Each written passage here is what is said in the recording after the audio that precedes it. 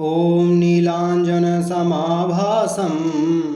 रविपुत्रं यमाग्रजं छायामार्तण्डसम्भूतं तं नमामि शनैश्चरम्। ओम शं शनैश्चराय नमः। प्रिय भक्तगणों, शनिवार व्रत का महत्व हिंदू धर्म में बहुत खास माना गया है। यह व्रत शनिदेव को प्रसन्न करने के लिए किया जाता है, जो कर्मों के अनुसार फल देने वाले न्याय प्रिय देवता माने जाते हैं। इस व्रत को करने से शनि की ढैया, साढ़े साती और अशुभ प्रभाव कम होते हैं तथा जीवन में सुख समृद्धि आती है। शनिदेव न्याय के देवता हैं और उनके व्रत से व्यक्ति को उसके पापों से मुक्ति मिलती है। जिन लोगों की कुंडली में शनि दोष होता है, उन्हें यह व्रत विशेष लाभ देता है। प्रिय भक्तगणों, आज की कथा में हम श्रवण करेंगे शनिवार के दिन सुनी जाने वाली शनिदेव की व्रत कथा। एक समय की बात है, जब सूर्य, चंद्रमा, मंगल, बुध, बृहस्पति, शुक्र, शनि, राहु और केतु इन ग्रहों में आपस में झगड़ा हो गया कि हम सब में सबसे बड़ा कौन है। सब अपने आप को बड़ा कहते थे। जब आपस में कोई निश्चय न हो सका तो सब के सब आपस में झगड़ते हुए इंद्र के पास गए और कहने लगे, आप सब देवताओं के राजा हो। हे इंद्रदेव, आप सब देवताओं के राजा हो, इसलिए आप हमारा न्याय करके बतलाओ कि हम नवों ग्रहों में सबसे बड़ा कौन है।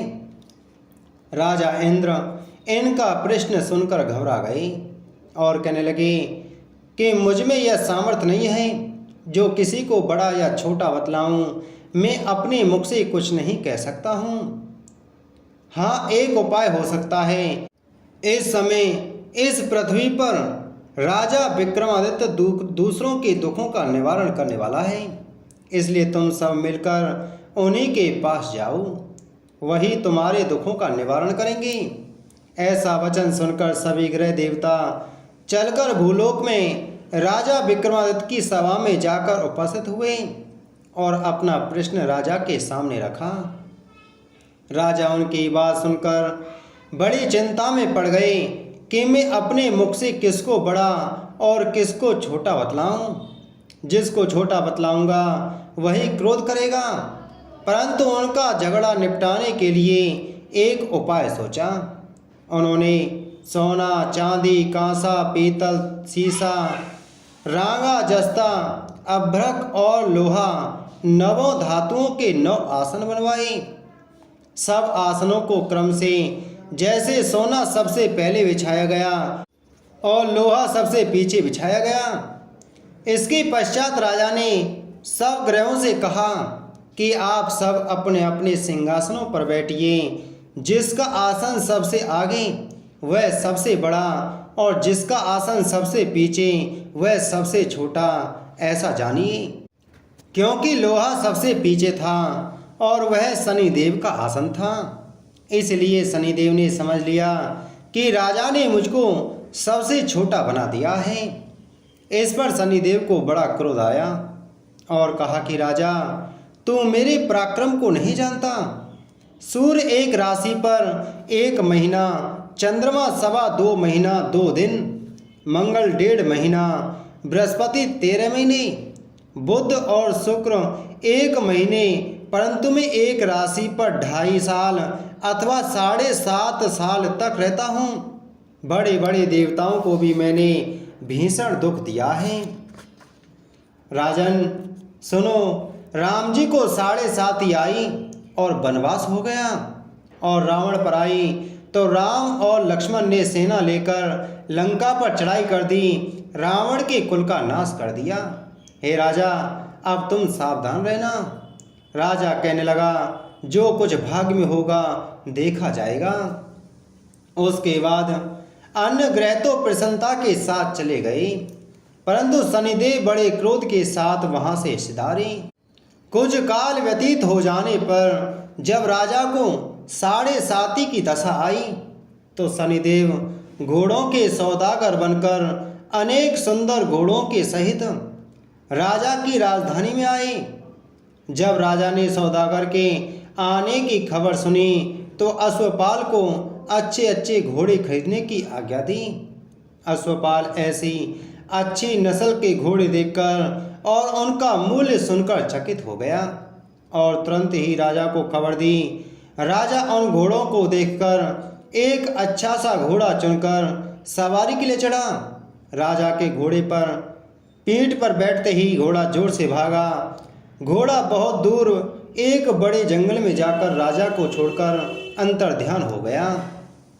इसके बाद राजा अकेला जंगल में भटकता फिरता रहा। बहुत देर के पश्चात राजा ने भूख और प्यास से दुखी होकर भटकते भटकते एक ग्वाले को देखा। ग्वाले ने राजा को प्यास से व्याकुल देखकर पानी पिलाया। राजा की उंगली में एक अंगूठी थी, उसे निकालकर प्रसन्नता के साथ ग्वाले को दे दी और शहर की ओर चल दिया। राजा शहर में पहुंचकर एक सेठ की दुकान पर जा बैठा और अपने आप को उज्जैन का रहने वाला तथा अपना नाम बीका बतलाया। सेठ ने उसको कुलीन मनुष्य समझकर जल आदि पिलाया। भाग्यवश उस दिन सेठ की दुकान पर बिक्री बहुत अधिक हुई। तब सेठ उसको भाग्यवान पुरुष समझकर भोजन कराने के लिए अपने साथ ले गया। भोजन करते समय राजा ने आश्चर्य की एक बात देखी कि खूंटी पर हार लटक रहा है और खूंटी उस हार को निगल रही है।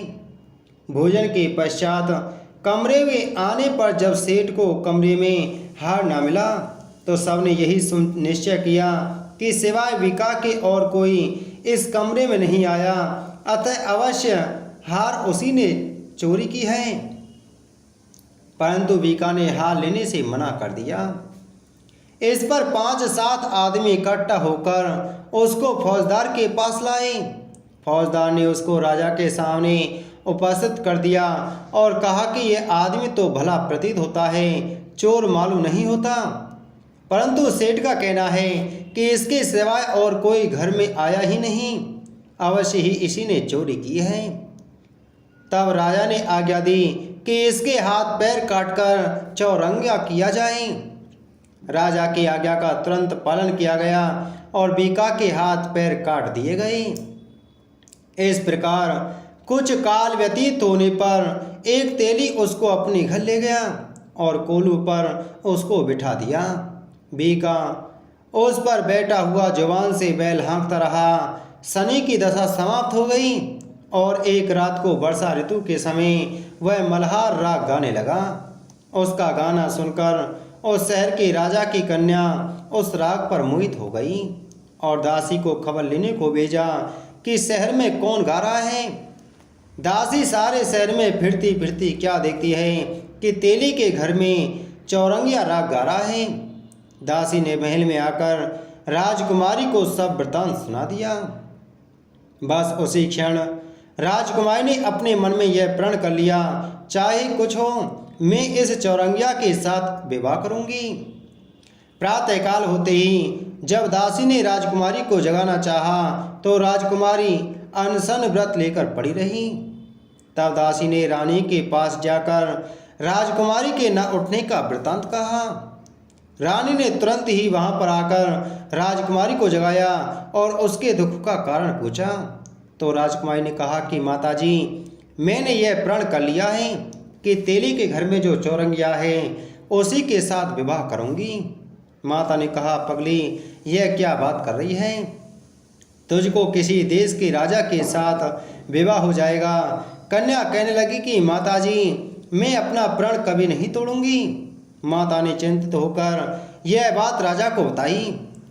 जब महाराज ने भी आकर यह समझाया कि मैं अभी देश देशांतर में अपने दूत भेजकर सुयोग्य, रूपवान एवं बड़े से बड़े राजकुमार के साथ तुम्हारा विवाह करूंगा, ऐसी बात तुमको कभी नहीं विचारनी चाहिए।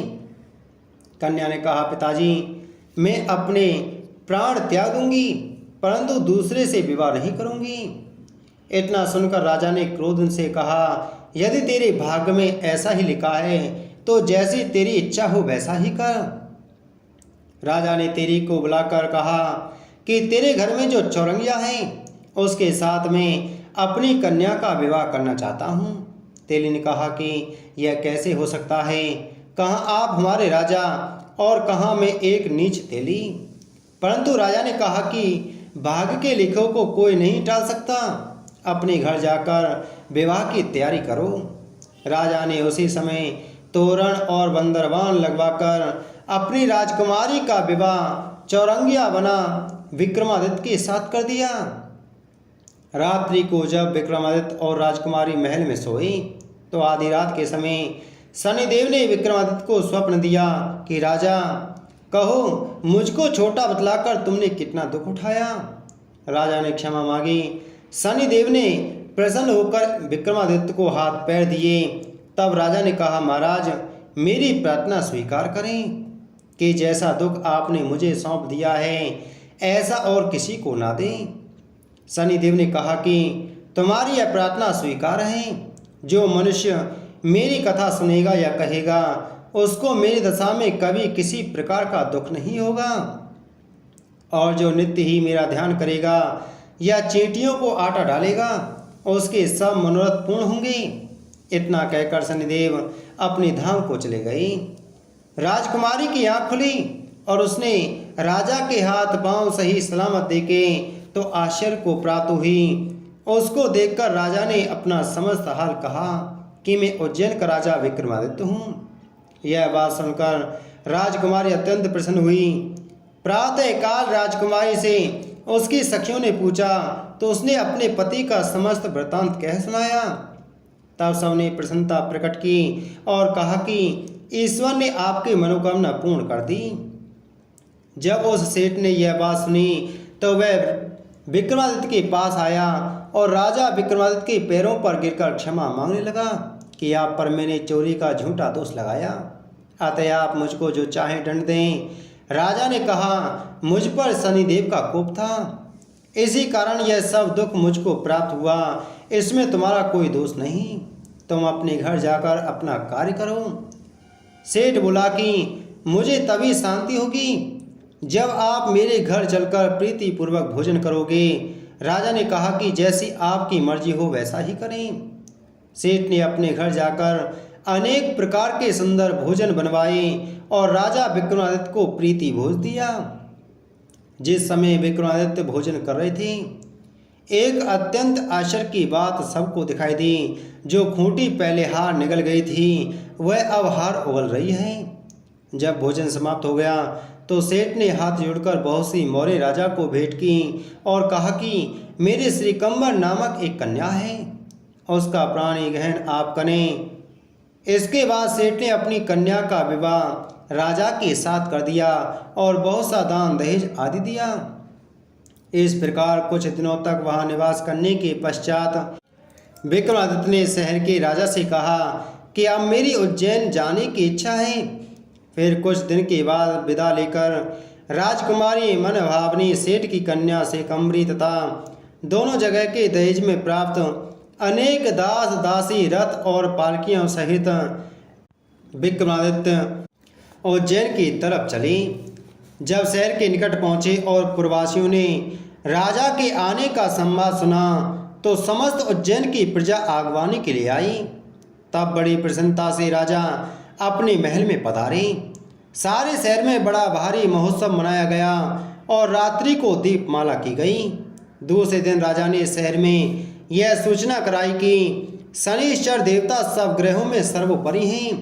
मैंने इनको छोटा बतलाया, इससे मुझको यह दुख प्राप्त हुआ। इस कारण सारे शहर में सदा शनिश्चर की पूजा और कथा होने लगी।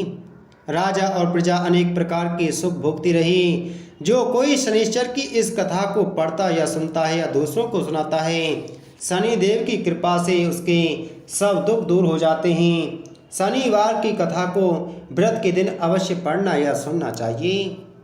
शनिदेव कर्म के अनुसार फल देते हैं। यह व्रत व्यक्ति को अच्छे कर्म करने की प्रेरणा देता है।